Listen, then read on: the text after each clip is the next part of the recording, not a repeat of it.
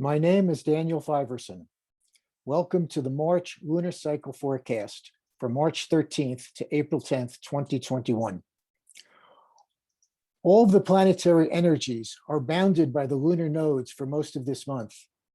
Our relationship with the truth and efficacy of our beliefs, opinions, and ideas have been on the front burner since last summer. The long transit of Neptune square to the lunar nodes subsides. However, Vesta will keep those home fires burning. The need for authenticity is paramount. The goddess of the fire, sacred fire, will guard the smoldering embers all through the month. Our warrior instincts will be awakened as Mars brings intellectual fire as he sweeps by the lunar north node. Chiron informs Ceres' passage forward. We continue our search to understand the whats, wheres, and hows of our recent loss of normalcy and descent into the underworld. Soon after, the Sun and Venus confab with Chiron can bring an enlightened self-awareness to our current agenda of priorities.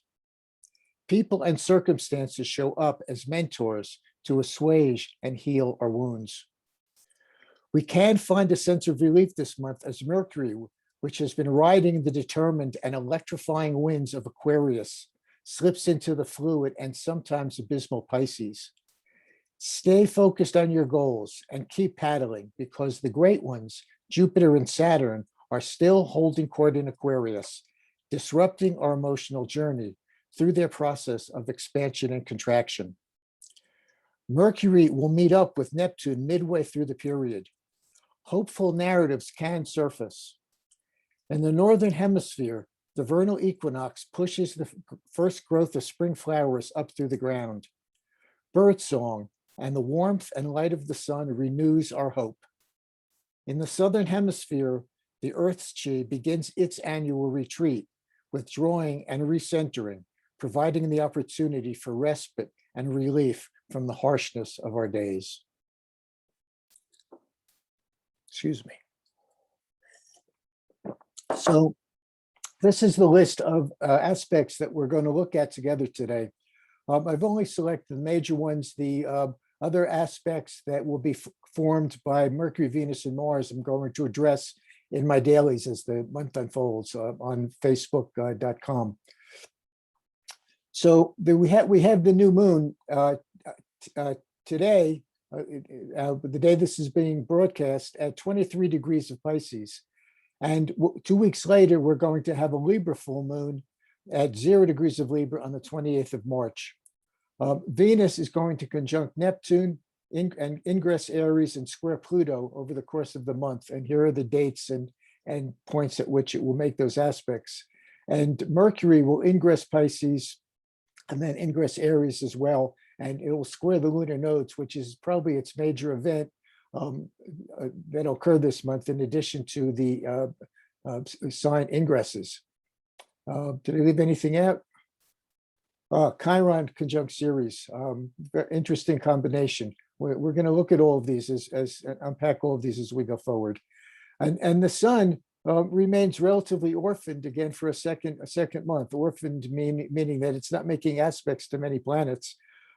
It will form the vernal equinox, return to its seminal point of 0 Aries on the 20th of March, and only conjunct planet Venus at 5 degrees of Aries.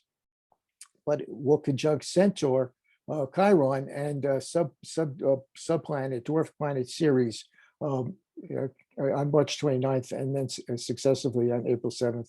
But it's just one planet and a dwarf planet and a Centaur. So it's the sun is pretty much orphaned and remote on his own. The Pisces new moon occurs as the sun and moon form a partile new phase conjunction to Pisces on 13th of March at 23 degrees of Aquarius. Our hearts are filled with the love and companionship and hope for renewal, and our heads are filled with dreams of peace and spiritual transcendence. We prioritize and make a new commitment to making our life an adventure. If we have done the work, we can feel good about ourselves for the healthy progress we've made in our lives. Our understanding of the past emerges with more contrast and ambiguity. A sense of foreboding can haunt impressions of the future. On March 13th, Venus forms a new phase conjunction with Neptune in Pisces as well at the new moon, 23 degrees of Pisces. We begin to feel more compassion for ourselves and others as the planet of conditioned love, Venus, meets up with the planet of unconditional love. A more altruistic perspective is possible about current events.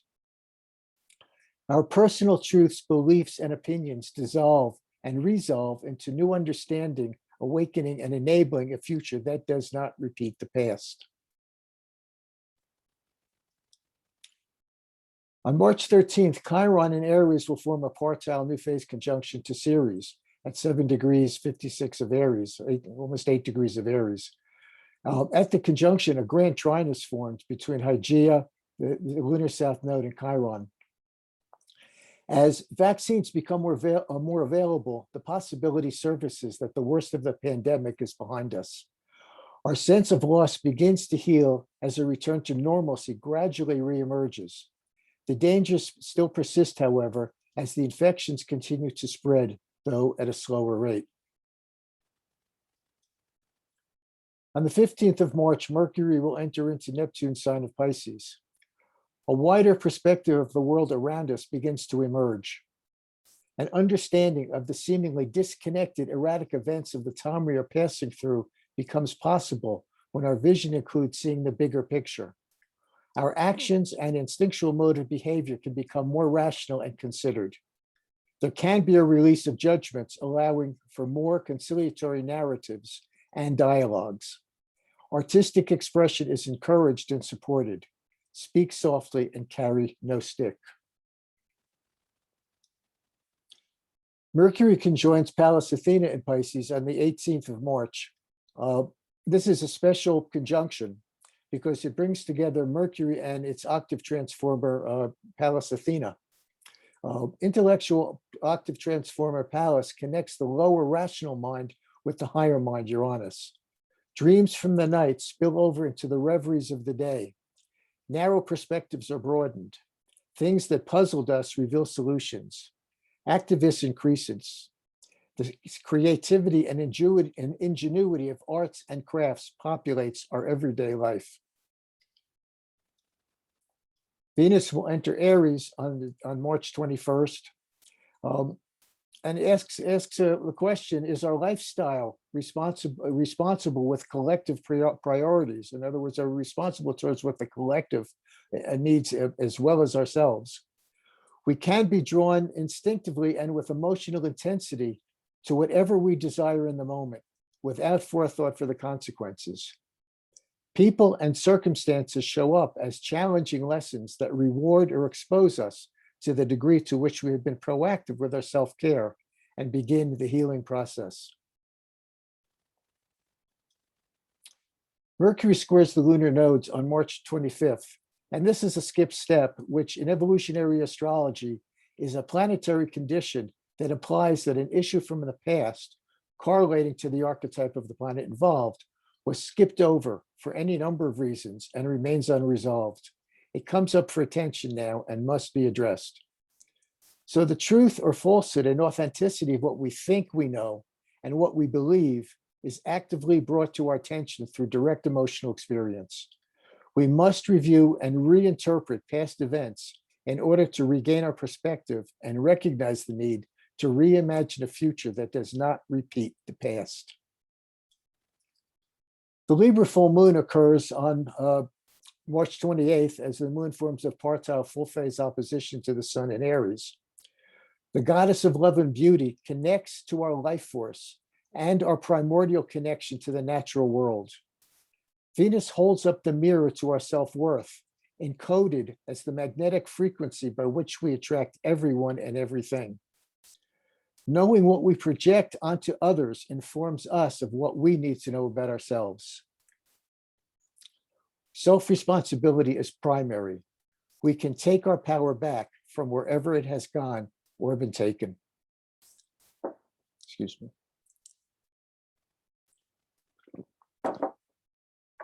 So on April 3rd, Mercury enters Aries And Mercury is also orphaned this month, forming no aspects to any luminaries or planets. Orphaned is an planetary condition where there are very few aspects to the planet. Mercury, the celestial messenger who weaves a network of multiplicity, aspects no other planets. He's informed only by asteroids Juno and Hygeia, and as a result, he feels uncomfortable being held incommunicado. Self-interest saturates our inner and outer narratives. Verbal and written expression comes from a place that is instinctual. Actions are driven by the ideas and personal beliefs to which we are committed. Opportunities for healing arise as we are presented with the ways that we have wounded ourselves and others. On April 9th, Mars forms a partile first quarter square to Neptune in Pisces, Mars in Gemini. So circumstances that shake up our consensus thinking present opportunities for radical new choices. Do your deepest feelings match your choice of words and actions? Are you acting from your head or your heart? Are we limited to holding on to the past or committed to creating a new kind of future? So the lunar month presents us with the promise of renewal. We become what we believe, and what we believe is driven by what we think, resulting from the backlog of our direct emotional experiences. Aquarius correlates to the energetic matrix that sets in motion the psychic seismic events that shatter the crystallized structure and form of who we have become over time. The biting winds of Aquarius will subside for a time. The lunar cycle will scrub off some of the stresses from the past and awaken us to what we need to do now and going forward. Truth and lies are the mortal and immortal twins resident in the Gemini-Sagittarius lunar nodes. The truth and falsehood and the authenticity of what we think we know and what we believe is brought to our attention with direct emotional impact. The season-long transit of Neptune over the lunar nodes has played out as deeply polarized ideological and political conflict. This month, we are drawn with deep emotional intensity to whatever we desire in the moment, sometimes without any thought given to the consequences. Verbal and written expression comes from a place that is instinctual, driven by the ideas and personal beliefs to which we are committed. It also comes from a place that luxuriates in beauty, love, and diversity. Narratives can echo the past or be anchored in visions and imaginings of the future. The need for authenticity is paramount as we continue our search to understand the whats, wheres, and hows of our recent loss of normalcy and descent into the personal underworld. Enlightened self-awareness awaits in the aftermath. Truth and belief dissolve in the alchemy of conscious awareness. We feel a sense of relief. Hopeful narratives will resurface. People and circumstances show up to assuage and heal our wounds. Some days might feel like an abyss as things seem to expand and then contract. So stay focused on your goals and keep paddling. We can begin by committing to making life an adventure. So starting this month, I'm offering PDF versions of this talk, PDF of all the slides that you can have as a monthly reference or daily reference, excuse me. So if you would like a copy, just email me at daniel@evolutionaryastrology.com, and I'd be glad to send it out to you. I also want to point out that I have written a forecast for this entire year. I know that by March and April, we stop buying calendars, but I don't think we should be stop buying astrological forecasts at any point this year. The events of 2020 and 2021 are only the prelude to what's going to occur as this decade unfolds. If we want to understand the future, we have to understand the past and the present. This forecast explains why the outer planets have been responsible for what has happened and what's been released in the world. And it's presented in narratives that tell the whole story through the mythology and historical timelines. And it also reveals, most importantly, the opportunities and remedies for which we are continuing to pass through. You can reach me at my website, the number 4, evolutionaryastrology.com. I do astrological weather reports there and on Facebook, on the Friends of Jeffrey Wolf Green site. occasionally, and on my own website every day, and on my own Facebook pages every day that I produce a daily forecast. And you can reach me at Daniel at the number 4 evolutionaryastrology.com. I thank you all so much, so much for being here. Be safe, be careful, be well, be kind. Thank you all so much. Namaste.